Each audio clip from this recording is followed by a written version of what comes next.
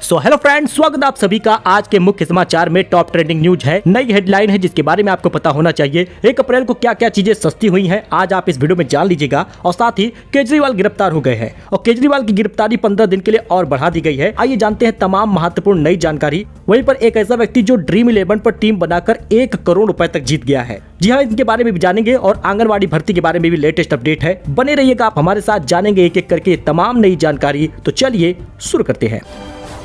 बात करें पहले अपडेट की, तो केजरीवाल को कोर्ट ने 15 दिन के लिए भेजा है जेल। ईडी ने कहा गोलमोल दे रहे थे जवाब। दिल्ली के मुख्यमंत्री और आम आदमी पार्टी के प्रमुख अरविंद केजरीवाल को 21 मार्च को केंद्रीय जांच एजेंसी ईडी ने गिरफ्तार किया। उन्हें शराब घोटाले से जुड़े मनी लॉन्ड्रिंग केस में गिरफ्तार किया गया, लेकिन अब राउज एवेन्यू कोर्ट ने उन्हें 15 दिन की न्यायिक हिरासत में भेज दिया है।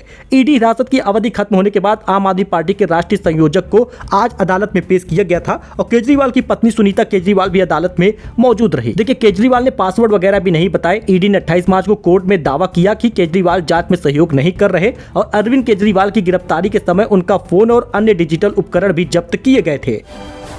वह चीन ने अरुणाचल प्रदेश पर फिर से अपनी हिमाकत जताई है। 30 जगहों के जारी कर दिए हैं चाइनीज नाम। दोस्तों, पूर्वोत्तर राज्य अरुणाचल प्रदेश को लेकर चीन ने एक बार फिर से हिमाकत की है। इस बार उसने अरुणाचल प्रदेश के 30 जगहों के चाइनीज नाम जारी किए हैं। पीएम मोदी के अरुणाचल दौरे के बाद ड्रैगन बौखलाया हुआ नजर आ रहा है। विभिन्न स्थानों के 30 नामों की सूची जारी की गई है, जिसमें वो चाइनीज नाम रखे हैं। इन नामों को अधिक डिटेल हालांकि अभी नहीं आई है, लेकिन इन नामों में चीनी अक्षरों में लिखा गया है कि ये नाम पहाड़ों, नदियों और स्थानों पर रखे गए हैं। वही टोल टैक्स में इजाफे वाली टेंशन से हो जाइए दूर, क्योंकि आ गई है बड़ी खुशखबरी। राष्ट्रीय राजमार्ग और एक्सप्रेसवे के लिए टोल प्लाजा पर 31 मार्च की रात्रि से टोल प्लाजा पर होने वाली टोल वृद्धि को रोक दिया गया है। 31 मार्च की रात्रि में सभी वाहनों पर टोल बढ़ना था, लेकिन अब ऐसा नहीं हुआ है। यानी कि अब आपको कोई भी टोल वगैरह ज्यादा नहीं देना है, क्योंकि सरकार ने इसके रेट को नहीं बढ़ाया। वही यूपी में भीषण गर्मी से हुई है अप्रैल की शुरुआत। कई इलाकों में तेज हवाएं चलने के फिलहाल आसार हैं, लेकिन बताया जा रहा है कि 10 या 15 अप्रैल से लू भी चलने लगेगा, जिसकी वजह से बहुत परेशानी होगी। उत्तर प्रदेश में अप्रैल महीने की शुरुआत भीषण गर्मी से हो रही है और 1 अप्रैल को प्रदेश में मौसम शुष्क रहा है। हालांकि इस दौरान पश्चिमी और पूर्वी यूपी में कुछ जगहों पर दिन में समय तेज हवा चलने के आसार है। इसके बाद आपको बता दें, पूरे हफ्ते कहीं पर भी तेज हवा चलने की संभावना नहीं है, यानी भीषण गर्मी का सामना करना पड़ेगा। और 2 अप्रैल को पश्चिमी और पूर्वी उत्तर प्रदेश में मौसम शुष्क रह सकता है। एलपीजी सिलेंडर के दाम सस्ते हो गए हैं, कम हो गए हैं। महंगाई से राहत मिली है। 32 रुपए तक सस्ता हुआ एलपीजी सिलेंडर। लेटेस्ट रेट आप यहाँ पे देख सकते हैं। सरकार की ओर से कॉमर्शियल एलपीजी सिलेंडर की कीमतों में कटौती की गई। इसके बाद दिल्ली में 19 किलो वाला कॉमर्शियल गैस सिलेंडर जो है उसकी कीमत घटकर 1764 रुपए हो गई है। आपको बता दें, 1 अप्रैल से आम जनता को महंगाई से राहत मिल गई है और सरकार की ओर से कॉमर्शियल एलपीजी सिलेंडर के दाम में कटौती की गई है। इससे पहले महिला दिवस पर 100 रुपए घरेलू गैस सिलेंडर सस्ता हुआ था और इस बार घरेलू गैस सिलेंडर के दाम में कोई बदलाव नहीं हुआ, जो कि एक राहत की बात है, वरना इसमें भी महंगा हो सकता था और लोगों को बड़ा झटका लग सकता था। वही लोकसभा चुनाव में सबको नहीं जमा कराना होगा असलाहा। हाईकोर्ट ने दी है बड़ी राहत। लोकसभा चुनाव में यूपी की लाइसेंसी असलाहाधारियों को बड़ी राहत मिली है। अब चुनाव में सबको असलाहा जमा करना नहीं होगा। जिस किसी से कानून व्यवस्था को खतरा होगा उसके लिए स्क्रीनिंग कमेटी बनेगी। लोकसभा चुनाव में यूपी के लाइसेंसी असलाहाधारियों को बड़ी राहत मिली है। वही दोस्तों, मथुरा में कृष्णकूप की पूजा करने जा रहे श्री कृष्ण जन्मभूमि संघर्ष न्याय अध्यक्ष समेत 7 लोग पुलिस हिरासत में हुए हैं। दरअसल दोस्तों, मथुरा में शाही ईदगाह के समीप बने कृष्णकूप पर बसौड़ा पूजन होता है। पुलिस ने गैर परंपरागत तरीके से कृष्णकूप की पूजा को आए 7 हिरासत में लिए गए हैं। इसमें श्री कृष्ण जन्मभूमि संघर्ष न्याय अध्यक्ष भी शामिल है।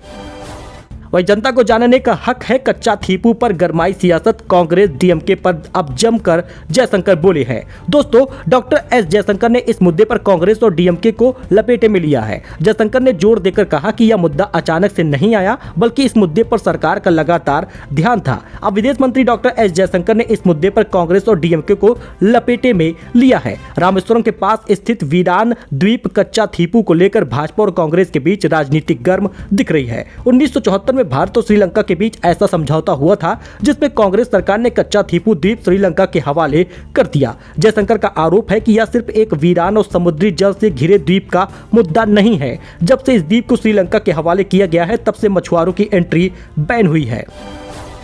वही हमारी टीआरपी अच्छी है, इसलिए ज्यादा मिल रहा है चंदा। इलेक्ट्रोल बॉन्ड पर नितिन गडकरी ने जवाब दिया है। नितिन गडकरी ने इलेक्ट्रोल बॉन्ड पर विपक्ष के आरोपों का जवाब देते हुए, जिनकी टीआरपी ज्यादा होती है उन्हें टीवी पर भी विज्ञापन ज्यादा मिलते हैं। आज हम सत्ताधारी पार्टी हैं, इसलिए ज्यादा चंदा मिला है, ऐसा बयान दिया है।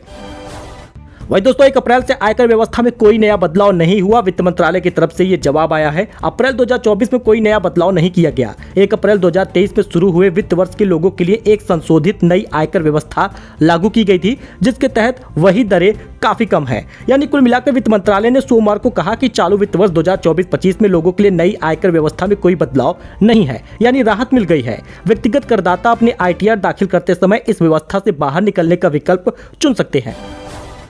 वही गोल्ड सिल्वर प्राइस के बारे में बड़ा अपडेट आ गया है। सोना बनेगा 70,000 ही, सारे रिकॉर्ड तोड़कर नए ऑल टाइम हाई पर पहुंचा है ये दाम। दोस्तों सोना चांदी की कीमतें एक बार फिर से आसमान छूने लगी है। आज इस वित्त वर्ष के पहले दिन MCX पर सोना नया इतिहास रचते हुए 68,803 रुपए के स्तर पर आ गया है, जबकि चांदी 75,692 रुपए पर ट्रेड कर रही है। वैसे तो देश में गोल्ड की खरीदारी साल भर होती है, लेकिन कुछ ऐसे भी मौके होते हैं जब इसकी जबरदस्त डिमांड होती है। एग्जाम्पल में धनतेरस का दिन हुआ या कोई शादी ब्याह वाला दिन हुआ, तो ऐसे में गोल्ड की खरीदारी साल भर में सबसे ज्यादा होती है। इसी तरह अक्षय तृतीया पर भी गोल्ड की खरीदारी की जाएगी और इस साल अक्षय तृतीया से पहले ही गोल्ड के रेट सारे पुराने रिकॉर्ड तोड़ रहा है और लगातार कीमत इसकी बढ़ती जा रही है। 6 महीने में 11,000 रुपए दाम बढ़ गए हैं। पिछले 6 महीने में MCX पर गोल्ड की कीमत में लगभग 11,000 रुपए प्रति 10 ग्राम की बढ़ोतरी हुई है।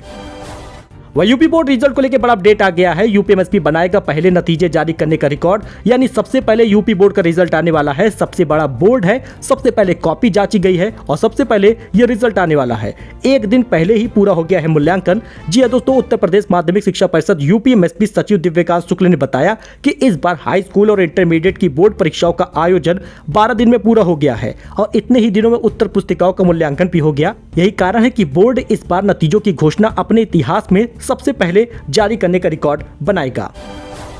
वही आंगनवाड़ी भर्ती में एक बड़ा अपडेट आ गया है। मुजफ्फरनगर, एटा, लखनऊ सहित इन जिलों में आंगनवाड़ी भर्ती आवेदन का आखिरी दिन है। अब जान लीजिए कि आपके जिले में कब आखिरी दिन होगा। दरअसल उत्तर प्रदेश जिला कार्यक्रम अधिकारी ने बताया कि 1 अप्रैल को उत्तर प्रदेश के मुजफ्फरनगर, एटा, लखनऊ, कौशाम्बी और बस्ती जिलों में आंगनवाड़ी कार्यकर्ताओं की भर्ती की ऑनलाइन आवेदन प्रक्रिया बंद हो गई है। यानी कि इन जगहों पर तो 1 अप्रैल लास्ट डेट था, पर इन जिलों में संबंधित उम्मीदवारों को अभी तक फॉर्म नहीं भरा गया है, तो तुरंत वो लोग भर सकते थे।